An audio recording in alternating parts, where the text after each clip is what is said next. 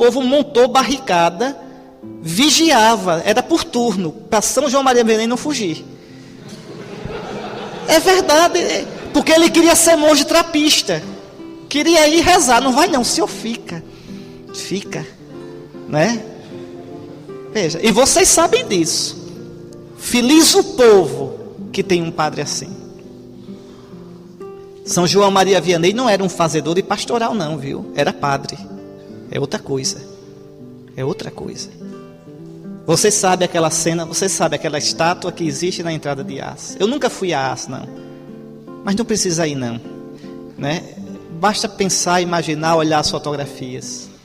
Né? E na entrada de Ars tem um pirralhinho, assim, e o São João Maria Vianney olhando e fazendo assim. Vocês sabem a história.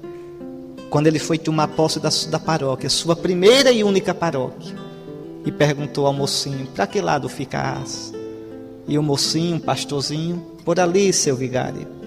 Muito bem, você me mostrou o caminho de Ars, eu vou mostrar a você o caminho do céu. Ser padre é isso, mostrar o caminho do céu. Só isso, só isso. Mostrar com a vida, mostrar com a palavra, mostrar com as atitudes, tá certo? Então o padre não é padre para ele, o padre é em favor da igreja e de toda a humanidade. Mas veja, então repare, instituído em favor dos homens. Então o padre é para a humanidade, mas aqui tem uma restrição importante. Nas coisas que se referem a Deus. Eita, quanto o padre esquecido disso. Prefeito de Aracaju, que é comunista, me perguntou: ô Dom Henrique, por que é que os padres têm vergonha de falar de Cristo, e sobretudo diante dos políticos? Eu digo: ô Edivaldo, tu não és comunista. É porque no seminário eles aprenderam com a teologia de libertação que a missão deles é fazer o que você faz: cuidar de saneamento, cuidar de habitação, cuidar dessas coisas. Ele começou a rir, diz: é verdade, né? Pois é. Pronto. Agora, falar de Cristo, de reza, a gente tem vergonha. Falar de virtude, falar da beleza de Nosso Senhor, falar do céu. Vige, qual é o padre que fala do céu hoje? Falar do céu é alienado, né? Tem que falar da terra. Então, e a gente que nasceu para voar como as águias, rasteja como serpente, né? Veja, meu avô dizia: quem nasceu para tatu morre cavando. A gente não nasceu para ser tatu, a gente nasceu para voar alto como as águias. Pois bem, olha o que diz o autor da carta aos Hebreus: instituído em favor dos homens, nas coisas que se referem a Deus. Meus queridos seminaristas e os padres aqui presentes, vejam, escutem só: o serviço do padre não é o do advogado, do assistente social, do líder político, do líder sindical, do revolucionário social. Não é. O padre é fiel ao seu ministério quando se dedica de corpo e alma às coisas de Deus. Eita, bispo alienado. Isso. Quando, veja, as coisas de Deus. Vocês serão ordenados um dia para cuidarem das coisas de Deus. Tem ONG para cuidar do mico-leão dourado. Tem ONG para cuidar daquele jacaré que está lá se acabando. Tem ONG para ir brigar por aquela árvore. Tem ONG para defender tudo, só não tem ONG para defender Cristo. Só não tem ONG para falar de Deus. Isso é missão de vocês.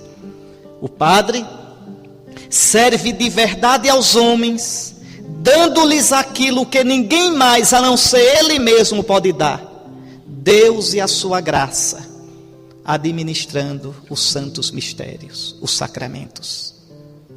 Quando eu ofereço os sacramentos, eu estou dando Deus à humanidade.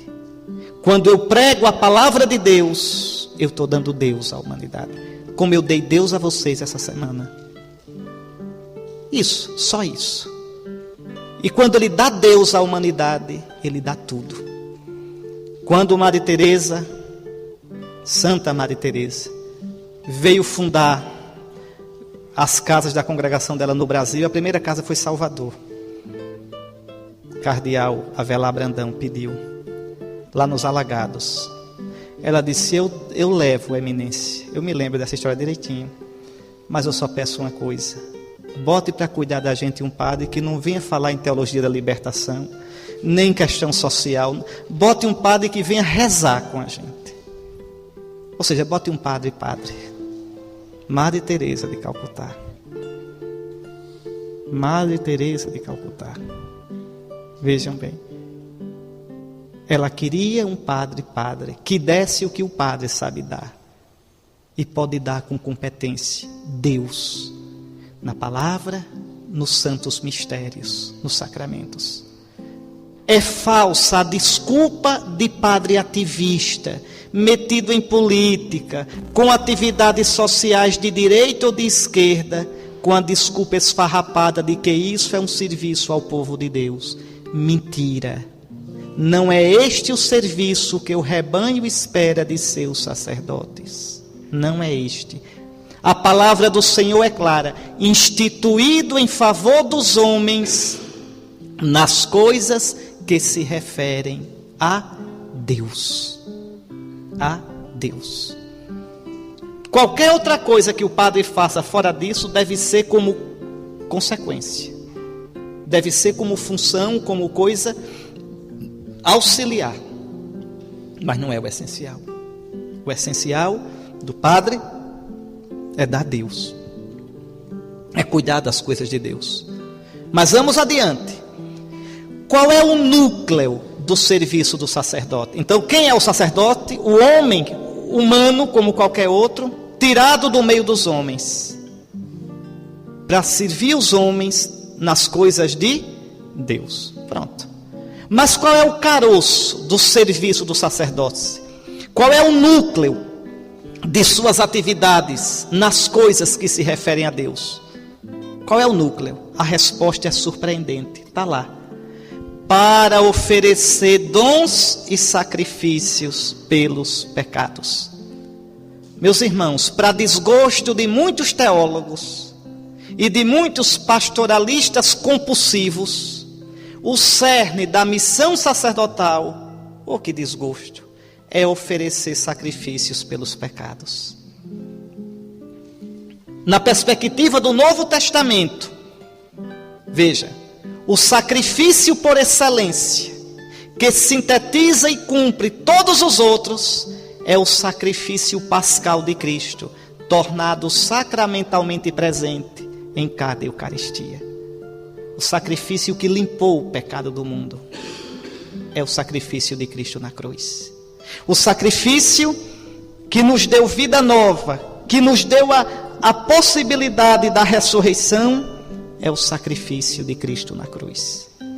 Aqui me permitam mais uma observação, porque são coisas, meus filhos, que eu não tenho certeza que vocês vão ouvir depois em outro lugar, então tenho que dizer agora. Escutem.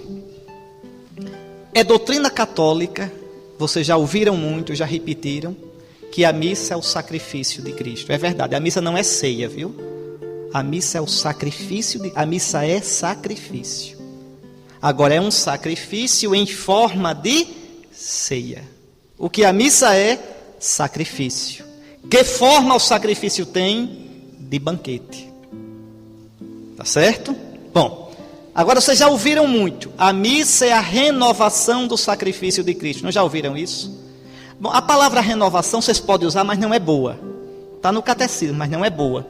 Porque dá a entender que ficou velho, que você está renovando.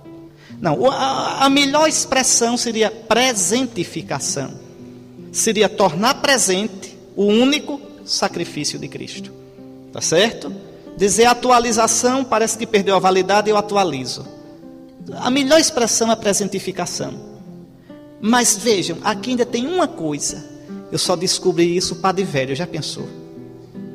Mas é assim, a gente vai pensando, estudando, rezando, refletindo e vai descobrindo os mistérios de Deus, vai aprofundando. Em geral a gente pensa assim, olha, está aqui, há 2000 anos atrás o sacrifício de Cristo, na cruz, a sua morte e a sua ressurreição. Quando eu celebro a missa, o sacrifício de Cristo que estava ali, a sua morte e a sua ressurreição, se tornam presentes no altar. Em geral é assim que a gente pensa. Está errado. Pelo menos não é precisa essa visão. É muito fraquinha, muito xoxinha, muito pobrezinha. Não é isso a fé cristã. Repare que coisa bonita, viu? Repare. A gente viu que o nosso Jesus viveu todinho para o Pai e para os irmãos. A gente viu que o nosso Jesus se esvaziou de si até o ponto de se consumir na cruz. O Pai, no domingo da ressurreição, pegou o sacrifício de Cristo, pegou a oferta de Cristo e encheu com o Espírito Santo. Ressuscitou Jesus. Vocês cantaram aqui no começo desse retiro: morto na carne, justificado no Espírito. Quer dizer, ressuscitado na força do Espírito Santo. Morto na carne, morto na natureza humana. Foi ressuscitado no Espírito Santo. Onde é que está Jesus agora? No céu. Como é que está Jesus agora? Jesus está imolado e ressuscitado ao mesmo tempo. Me digam, no Novo Testamento, quando Jesus aparece ressuscitado, como é que os apóstolos o reconhecem? As chagas. Ele está com um corpo novo em folha, todo glorioso, mas as chagas estão abertas. Não dolorosas, não supurando, mas abertas. Quer dizer o quê? Que ele está ressuscitado, vivo, mas imolado, ferido. O autor da carta aos Hebreus, na segunda leitura da celebração da paixão do Senhor na sexta-feira santa, o que diz? Que ele entrou no santuário com o seu próprio sangue. Ele está no céu, apresentando ao Pai o seu sangue. E o Apocalipse, no capítulo 5, versículo 6, o que diz? Eu vi diante do trono um cordeiro de pé, é o nosso Jesus, vivo, ressuscitado, como o que imolado. Então o Pai eu vou usar uma palavra feia, o Pai congelou Jesus na imolação e na ressurreição dele. Eternamente o Filho está novinho em folha, oferecido na cruz e ressuscitado ao mesmo tempo. E no céu é a maior festa, não é como os crentes dizem, o céu só com Jesus, chato, monótono, não. O céu tem lá milhares de milhares, miríades de miríades, veja, que cantam a glória do Cordeiro. Veja, no céu eternamente, mesmo com Cristo sobre o pão e o vinho. O Cristo ressuscitado e sacrificado torna-se presente no altar. A missa é a presentificação do sacrifício de Cristo. Mas ele não vem do passado para o altar. Ele vem do céu para a terra. É por isso que na liturgia cristã, toda liturgia cristã é moldada no Apocalipse. Por que tanta vela? Porque no Apocalipse tem. E por que tanto pano? A pastoral do paninho. Porque no Apocalipse tem. Tem coroa, tem veste branca, e um se prostra para lá, outro faz reverência aqui. Veja, e por que tanto incenso, esse fumacê? Porque no Apocalipse tem, no céu é assim. Ou seja, veja, no sacrifício eucarístico, o céu desce. No sacrifício eucarístico, a terra sobe. Não tem mais, tu sabe mais o que é céu e o que é terra. Em cada Eucaristia está ali o Cordeiro imolado. E a gente ainda nesse mundo a caminho. Veja, Nosso Senhor nos dá a graça de poder participar da festa do céu. Aquilo que os nossos irmãos no céu, os anjos e os eleitos, já celebram face a face, a gente celebra no véu do sacramento. É por isso que a missa, a liturgia, deve ter toda a dignidade. Deixa eu dizer uma coisa a vocês com o coração de bispo. Sejam padres zelosos na liturgia. Nunca inventem liturgia, gestos litúrgicos. Os gestos não são de vocês, são da igreja. Deem uma lidinha no missal com cuidado, para que cada gesto seja os que estão lá na rubrica. Isso é rubricismo? É não. Rubricismo é a rubrica pela rubrica, sem saber para quê nem por quê. O rubricismo era como o meu velho arcebispo, Dom Ranulfo, que um dia, eu não era nascido não, mas essa história eu sei. Um dia o seminarista foi lá ajudar a missa, ia todo dia, aí tinha Santa Águeda, cor verde. Erraram no ordo, no diretório. Aí o seminarista botou cor vermelha, porque Santa Águeda é Marte. Aí ele disse, o que é que está escrito? Cor verde, bote verde. Isso é rubricismo. Tá certo? Mas você seguir a rubrica não é rubricismo não. A rubrica foi feita para ser seguida assim, todinha, de cabo a rabo, de fio a pavio, nos mínimos detalhes. Agora com alma, com amor. Veja, eu celebrei 2 missas para vocês, vou celebrar hoje e amanhã. Eu sigo as rubricas à risca. À risca, tintim por tintim. E não sou rubricista não. Só obedeço a norma litúrgica da igreja.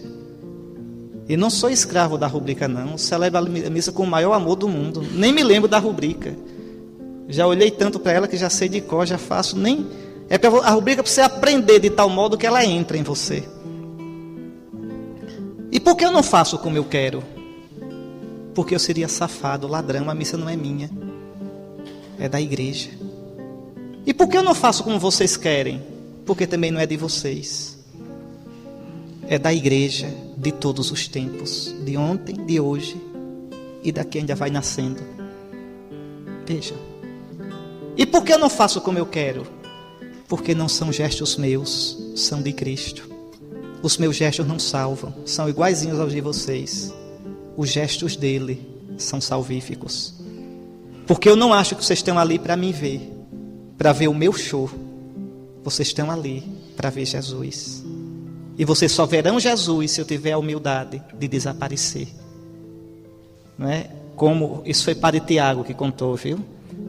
Padre Tiago é um padre que me é muito caro, é o reitor do seminário de Palmeira dos Índios. E ele disse, olha, Dom Henrique, uma vez uma mulher me disse, Padre Tiago, é tão bonito como o senhor celebra. E o senhor sabe qual é a hora mais bonita da sua missa? Ele já contou isso para você? Aí o Padre Tiago disse, qual? É depois que o senhor consagra Nosso Senhor e o senhor fica de joelho e desaparece no altar. Que velhinha sabida. Pode perguntar, Padre Tiago. Que velhinha sabida. É a hora que o Senhor desaparece e fica Jesus. Mas Jesus não estaria ali se o Padre Tiago não tivesse dado Jesus. Aprendam isso. Deixa eu dizer outra coisa para vocês, porque depois eu não vou poder mais dizer. Olhem, tenham zelo, tá certo? Pela liturgia, as coisas arrumadas, o paramento arrumado, bonito. Mas, por favor, não queiram um negócio de moda eclesiástica, não. Queiram, não. Olha, eu só ando de batina, viu? Desde padre. Não é porque fiquei bispo, não. Desde padre eu ando de batina. Só botei a cruz e a touquinha, só. Tá certo? Mas a minha batininha, tá certo? É puidinha. Tem umas que são remendadinhas, bem pouquinho para o povo não ver, mas remendadinha. Com ela eu vou para a periferia e vou para a audiência com o governador. Batina quer dizer que eu morri para o mundo e o mundo para mim. Quer dizer que eu estou crucificado para o mundo e o mundo para mim.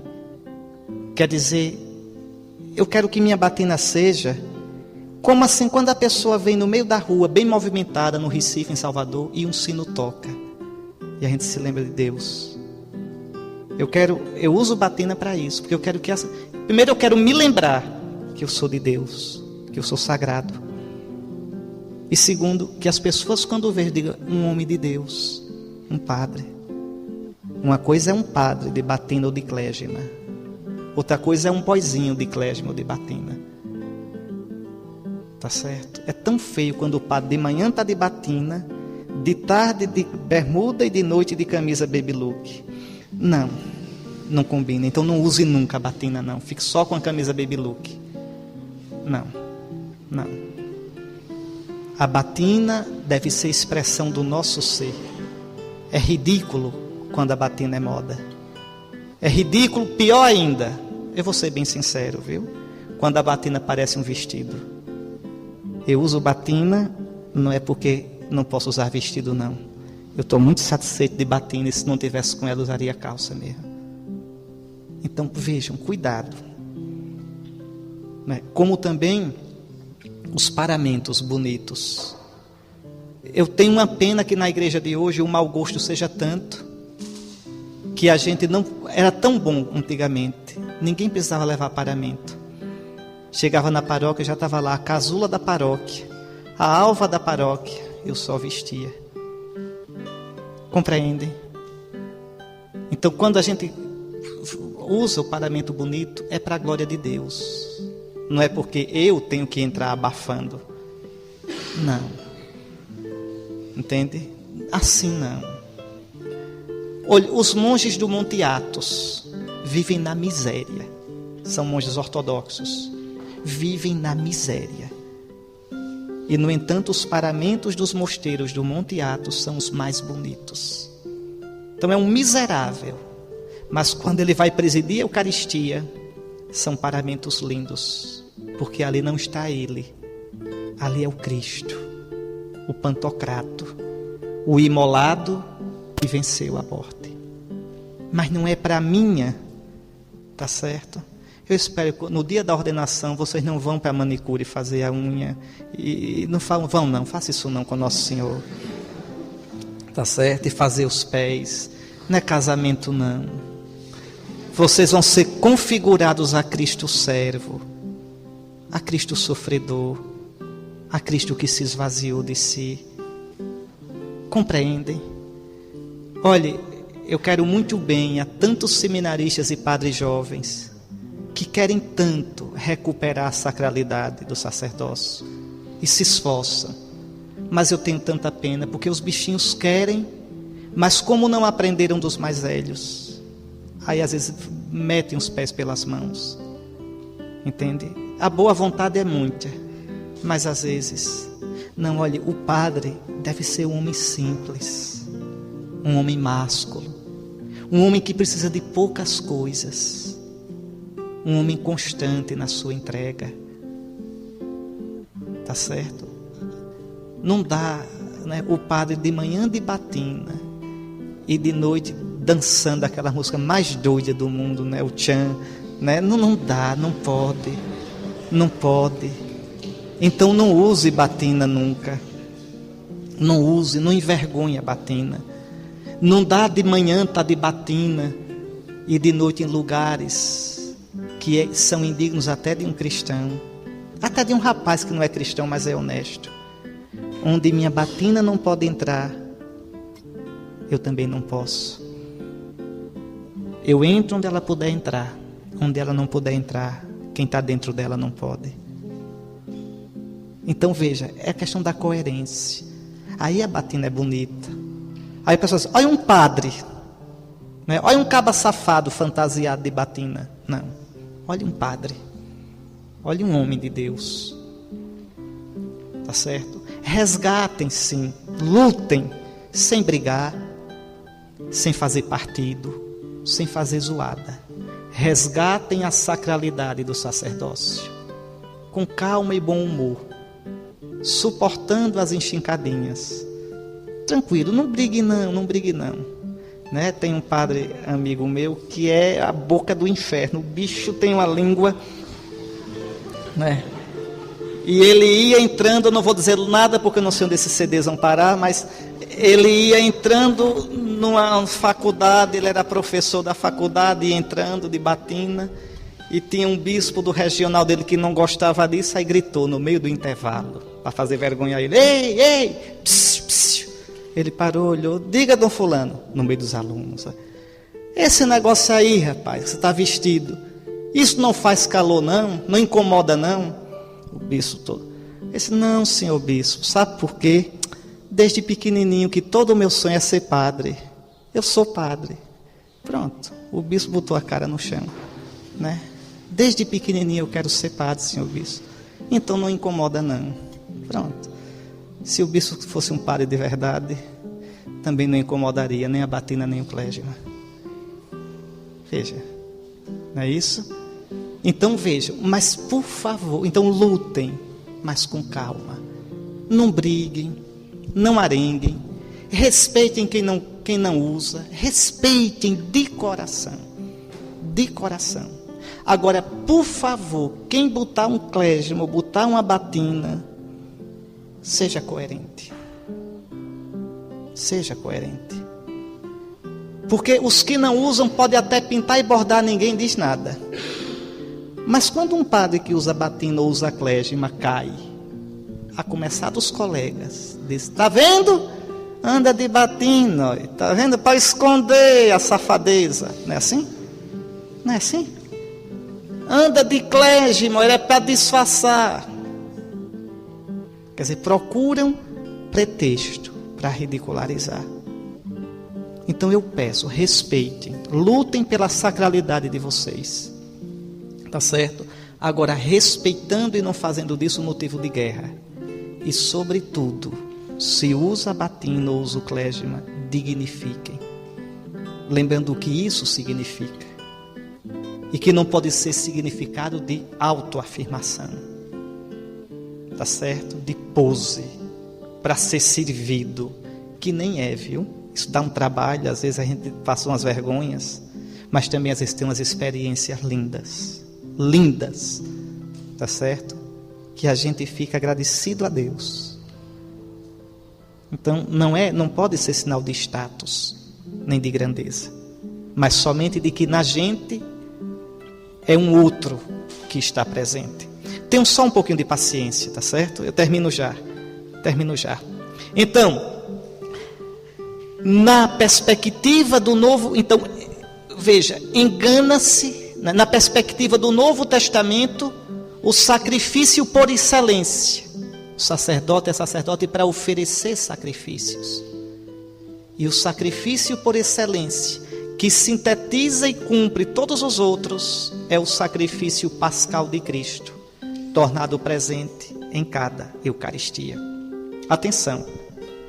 Então, se é assim, eu posso dizer sem medo de errar, que o padre é sacerdote para o altar, para o sacrifício eucarístico. Eu digo a vocês sem medo, eu fui ser padre por causa da missa. Eu fui ser padre porque eu babava de inveja quando vi o meu padre celebrar. Entende? Eu fui ser padre desde criança, que eu celebrava com leite e bolacha Maria. E a mamãe dizia: celebre, meu filho, que eu não gostava de comer. Celebre, meu filho, tome leite com bolacha Maria.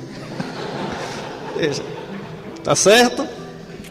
Eu, padre virtuoso, que celebrava umas 6 missas por dia, tá vendo? Viu? Pronto, tá certo? E tenho alegria disso, e me alegro quando vejo uma criança fazer isso. Quando vejo uma criança. Entende? Então, o altar é o centro da nossa missão.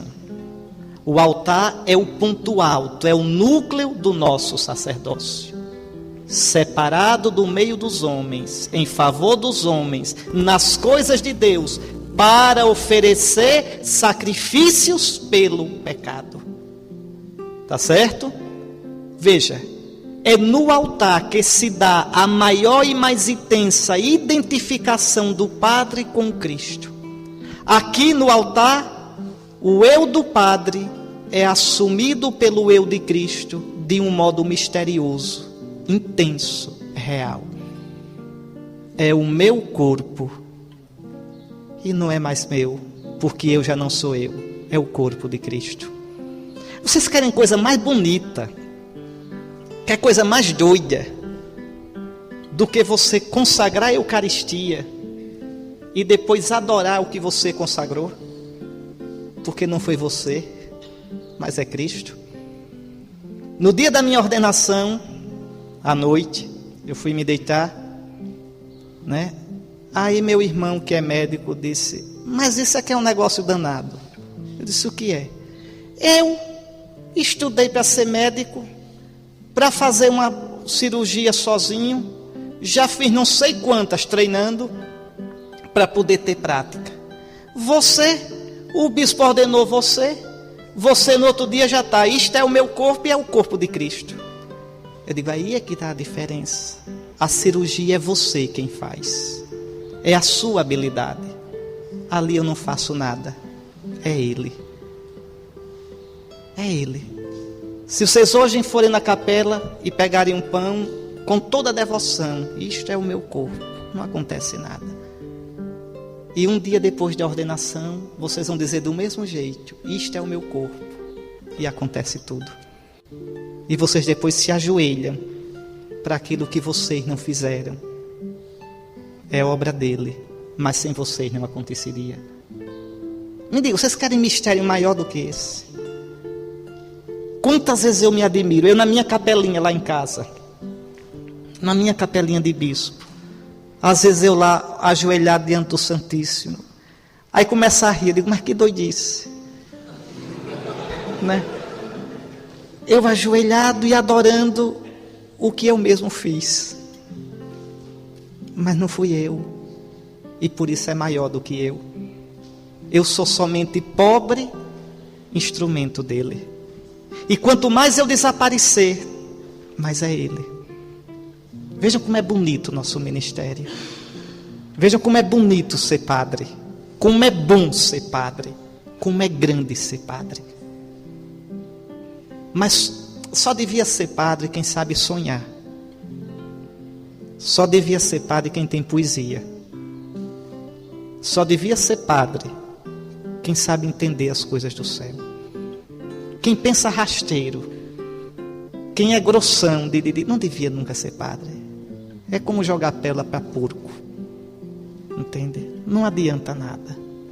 Pois bem, então vou repetir.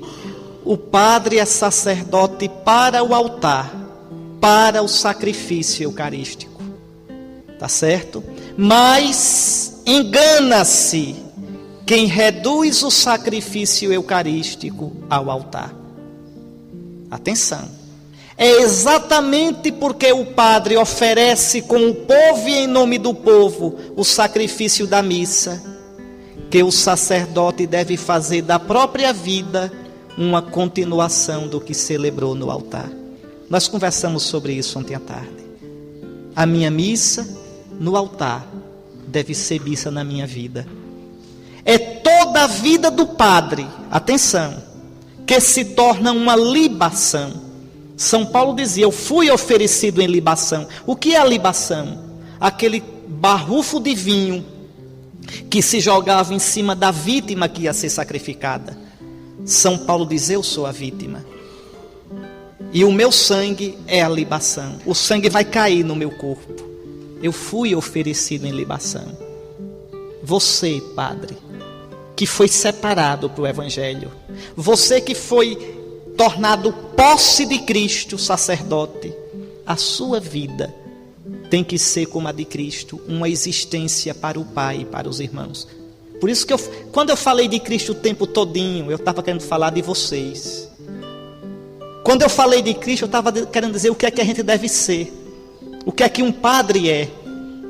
Presença viva dele, todo para Deus, todo para os outros, na obediência ao Pai, até a morte e morte de cruz. Eu estava falando de vocês, porque pelo sacramento da ordem, vocês serão Ele, e Ele será vocês.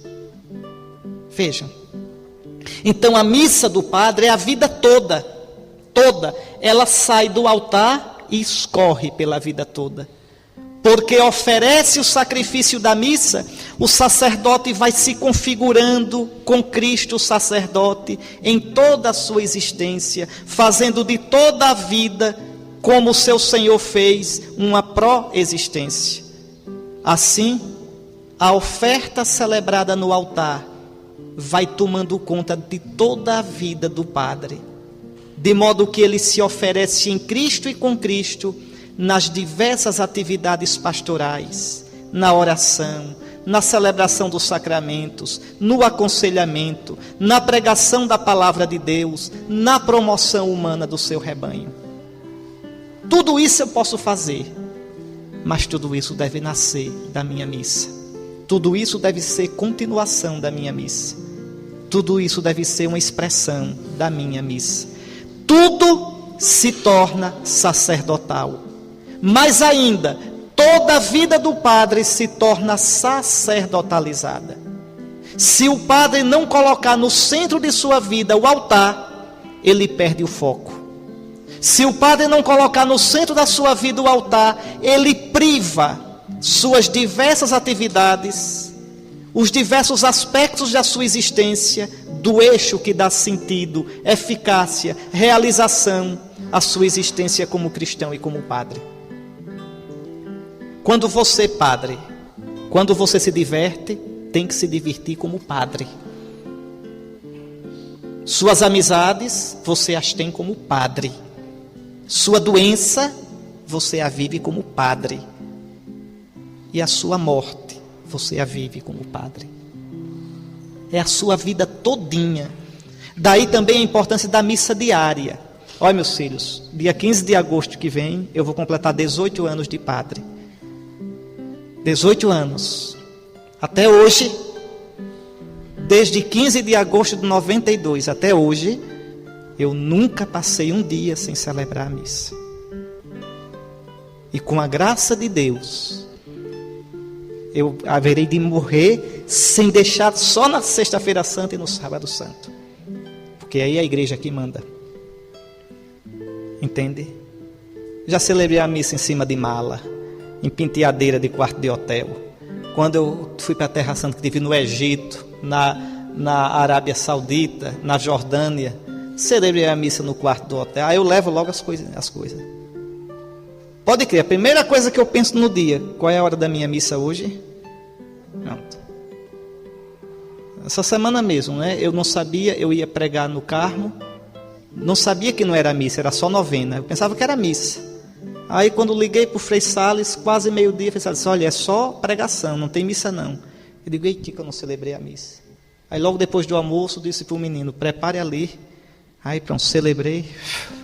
Pronto. 20 minutos, sem enfeite, celebradinha direitinha, né? No decoro, assim, arrumadinha. Pronto. A Santa Missa. Tá certo? Veja, a missa é o foco da nossa vida. Tá certo? Bom, eu termino já. Ficou longo demais esse negócio. Eu já estou com pena de vocês e o horário já acabou, me estão aperreados já ali. Mas veja, exatamente, este estar com Cristo e em Cristo, diante do Pai e em cada Eucaristia, faz com que o sacerdote tenha muito claro, atenção, que não é melhor do que ninguém. O padre é apenas um pobre homem, um pobre cristão, vaso de eleição e vaso de argila. Por isso ele sabe ter compaixão de todos. Diz aqui a carta aos Hebreus, né? Ele sabe ter compaixão dos que caem. Um padre que seja muito santo, mas não saiba ter pena dos pecadores, que não saiba ter compaixão e paciência, não devia ter sido padre. É muito santo, mas devia ter sido monge, eremita, lá longe. Porque o padre é pai. Deve ter paciência, deve ter compaixão, tá certo? Deve saber o ritmo de cada um. Deve saber tirar o melhor de cada um, exigir o melhor de cada um. Mas nunca mais do que cada um pode dar. Porque ele próprio conhece as suas fraquezas. Veja, essa é a nossa missão, é bonita demais. Tá certo? E no sacrifício de Cristo eu coloco tudo. Veja, pois bem, eu vou. Então, é como Jesus, a pastoral de Jesus a gente viu como era, pessoal, pessoa a pessoa. Assim deve ser a nossa. Bom, eu vou terminar esse negócio aqui porque não vai dar tempo. Mas só mais uma coisa. Ninguém deve atribuir-se esta honra, senão quem foi chamado por Deus como Arão. O sacerdócio não é direito de ninguém. Vocês não podem forçar a igreja a ordenar vocês. Esse é outro erro muito comum hoje. Se esse bispo aqui não me ordena, ora, aí eu faço uma conta bem rápida. Na igreja tem cerca de 3.500, 4.000 bispos. Não é possível que pelo menos uns 10 desses seja doidinho. Tem que ter doidinho. Então eu pego um doidinho que me ordena. Não, está errado. Não é direito. não é reivindicação minha. O sacerdócio é dom de Deus. Ninguém deve atribuir-se esta honra, senão quem foi chamado como Arão. É graça. Por isso essa doidice. A mulher tem o direito de ser padre. Nem mulher, nem o homem. Não tem direito de ser padre, não. É padre quem Cristo chama. E Cristo, que é o dono da igreja, só chamou o homem, acabou-se. Tá certo? As mulheres nunca serão padres. Isso é doutrina definida pela igreja. Quem discute isso ainda, afasta-se da fé católica. Isso é doutrina definida, isso não pode mais ser discutido. Em 1992, na festa de Pentecostes, João Paulo II definiu. Não era definido. João Paulo II definiu. E o magistério ordinário definitivo é definitivo. É infalível. Ah, não foi proclamado o dogma. Epa, cuidado com as palavras. Só se precisa proclamar dogma quando é doutrina nova. Que mulher não é padre, isso é desde o começo da igreja. O Papa não proclamou nada novo, apenas amarrou. O que foi que o Papa disse?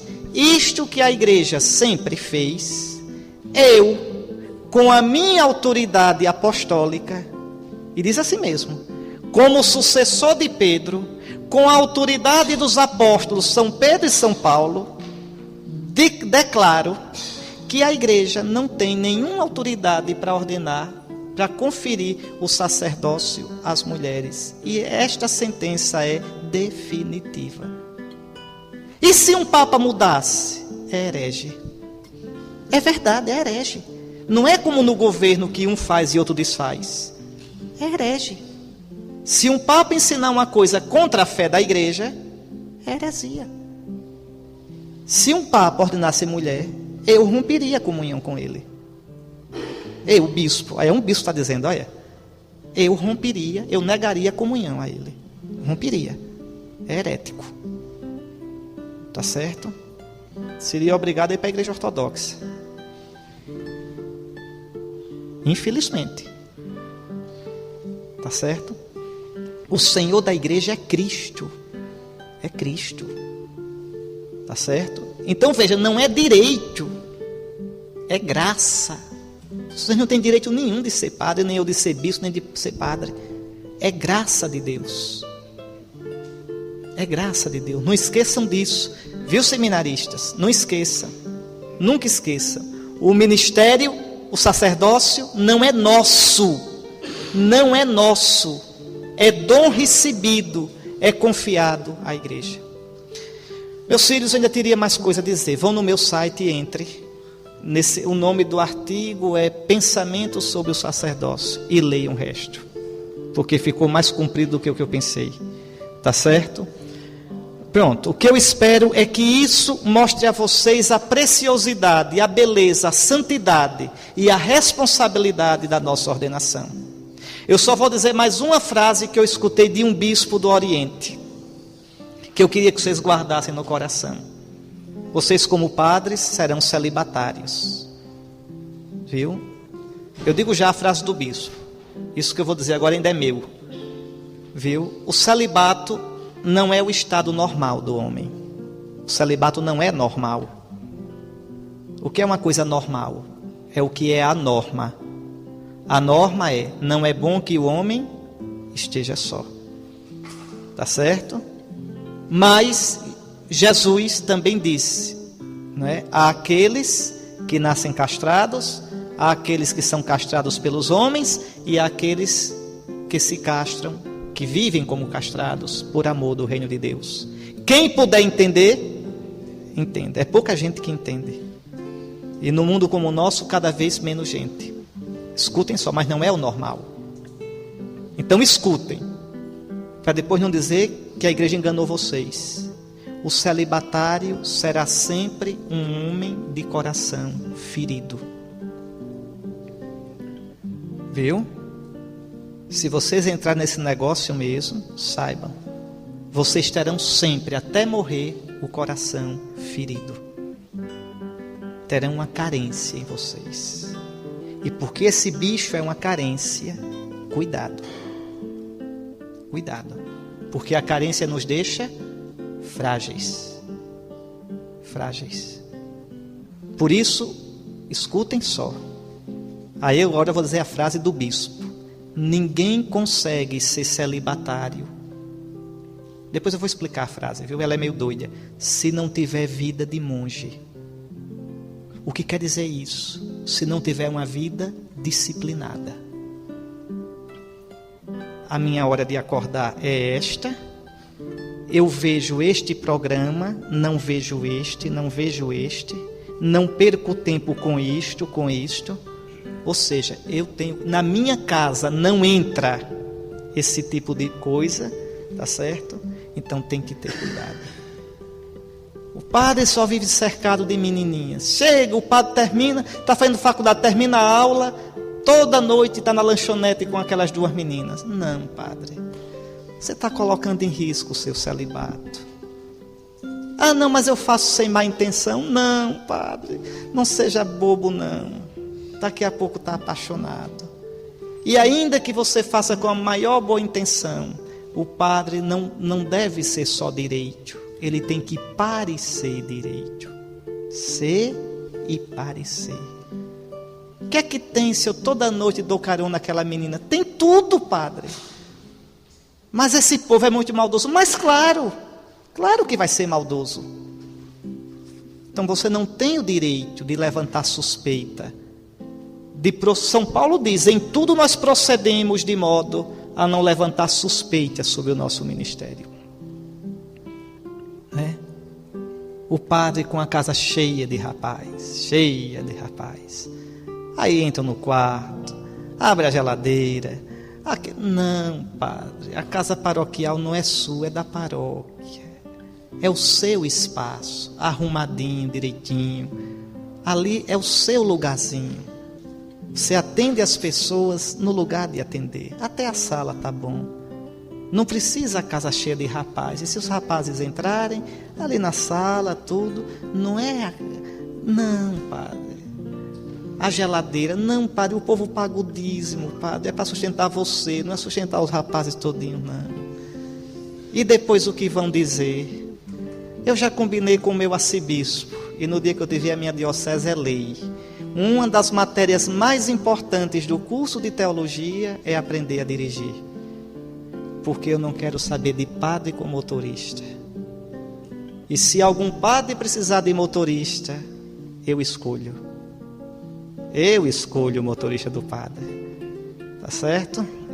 Aí eu quero ver se ele precisa mesmo de motorista. Olha como vocês riem, né? Vai ser uma das funções do bispo, escolher motorista de padre. Tá certo?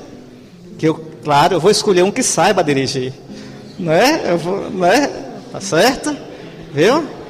Tá certo? Um senhor casado, com filho, né? De uns 50 anos, se não tiver um dente ou dois, melhor ainda. Entende? Então, que seja bom de direção. Tá certo? De direção. Meus filhos, é isso. A gente tem que tratar dessas coisas, não sabe? Porque o nosso ministério é muito precioso. É muito precioso.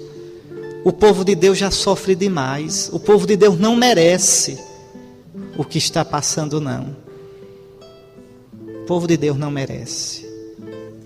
Não merece. Tá certo? O povo de Deus é tão bom. Quando a gente vai confessar, vocês vão ver quando forem padres, que vi chegar um casal de namorados, um jovem dizer, padre, eu namoro, eu luto tanto, padre, para ser casto. Que coisa linda. Quando você vê um pai de família, uma mãe de família, se esforçando para uma vida santa, que coisa linda. Esse é o nosso povo. Esse é o povo que beija a mão da gente. Esse é o povo que nos tem como santos. E nós somos santos. Fomos escolhidos, consagrados. Deveríamos viver como santos. E isso começa no seminário, meus filhos. Querem ver o padre de amanhã? Olha o seminarista de hoje. Então eu peço muita sinceridade a vocês, com vocês e com Deus. Não se arroguem o direito de ser padres, se não tiverem condição. Olhem com atenção. Não precisam ser anjos, nem impecáveis, tirado do meio dos homens. Eu não me escandalizo da fraqueza de um seminarista. Eu não me escandalizo da fraqueza de um padre. Eu me escandalizo da malandragem de quem se deita no seu pecado e fica ali, numa boa, com uma vida dupla, acobertando e ainda fazendo propaganda. Porque quem cai no mal e vive no mal nunca se conforma de ficar só. Precisa que mais se pervertam, para que ele ache que é normal e que todo mundo é assim. Tá certo? Não. Querem ser padres? É a coisa mais bonita do mundo. Agora sejam padres de verdade. Vocês não têm direito de ser padres, são chamados. Mas o chamado é falso. Se vocês tiverem vocês alimentarem coisas que são estruturalmente incompatíveis com o sacerdócio. Basta do povo de Deus sofrer. O povo de Deus é capaz de passar 10 anos fiel ali, rezando o terço e esperando um padre. Manda-nos, Senhor, um padre. Mas o povo não aguenta 1 mês, 1 ano com um padre que só sabe dar coisa, e tratar mal e escandalizar e ter um comportamento indecente. Melhor um padre só no sonho, na esperança do povo, do que um padre de carne e osso que não preste. Que Deus abençoe vocês. Que vocês sejam os padres que Jesus quer dar ao povo. Que vocês sejam os padres de que a igreja tanto precisa. Que vocês sejam orgulho da nossa mãe católica, a alegria do povo de Deus e honra e glória do sumo e eterno sacerdote Jesus Cristo. Faltou dizer um bocado de coisa, o resto Nosso Senhor diz a vocês mesmos. Deus abençoe vocês e faça de vocês padres santos.